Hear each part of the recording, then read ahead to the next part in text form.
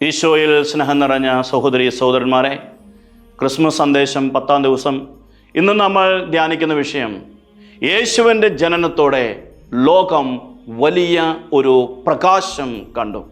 യോഹന്നാന്റെ സുവിശേഷം 1-ാം അധ്യായം 4-5 വചനങ്ങളിൽ നമുക്ക് കാണാൻ സാധിക്കും, അവനിൽ ജീവനുണ്ടായിരുന്നു, ആ ജീവൻ ജനങ്ങളുടെ പ്രകാശമായിരുന്നു. ആ പ്രകാശം അന്ധകാരത്തിൽ പ്രകാശിച്ചുകൊണ്ടേയിരുന്നു. അന്ധകാരത്തിന് അതിനെ കീഴടക്കാൻ സാധിച്ചില്ല. ആർക്കും കീഴടക്കാൻ സാധിക്കാത്ത, ഈ ലോകത്തിലെ ഏതെങ്കിലും ശക്തിക്കോ ഇല്ലാതാക്കാൻ സാധിക്കാത്ത വലിയൊരു പ്രകാശമാണ് ക്രിസ്തുവിൻ്റെ ജനനത്തിലൂടെ ഈ ലോകത്തിലേക്ക് വന്നത്. ക്രിസ്തു പ്രകാശം നൽകുന്ന ദൈവമാണ്.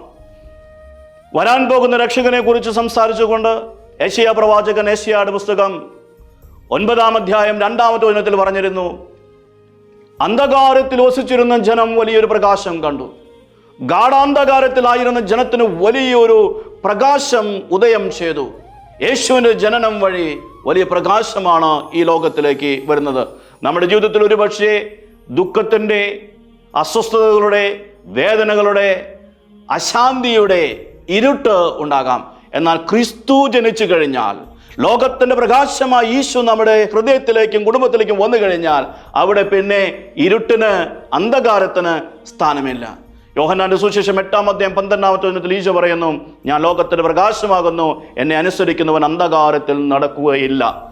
ക്രിസ്മസിനായി ഒരുങ്ങുന്ന ഈ ദിവസങ്ങളിൽ അന്ധകാരത്തിൽ നിന്ന് പ്രകാശത്തിലേക്ക് കടക്കുവാനുള്ള കൃപയ്ക്ക് വേണ്ടി നമുക്ക് പ്രാർത്ഥിക്കാം.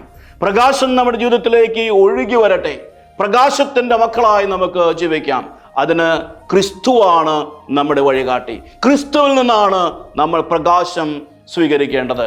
ഈ ക്രിസ്മസിൻ്റെ അവസരത്തിൽ യേശു നമ്മുടെ ഹൃദയങ്ങളിലും നമ്മുടെ കുടുംബങ്ങളിലും സമൂഹത്തിലും അവതരിച്ച് നമ്മുടെ ജീവിതത്തിൽ നിന്ന് അന്ധകാരത്തെ പരിപൂർണമായി നീക്കിക്കളഞ്ഞ് വലിയ പ്രകാശം കൊണ്ട് നിറയ്ക്കട്ടെ എന്ന് നമുക്ക് പ്രാർത്ഥിക്കാം.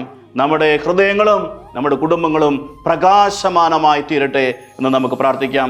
സർവശക്തനായ ദൈവം നമ്മെ സമൃദ്ധമായി അനുഗ്രഹിക്കട്ടെ.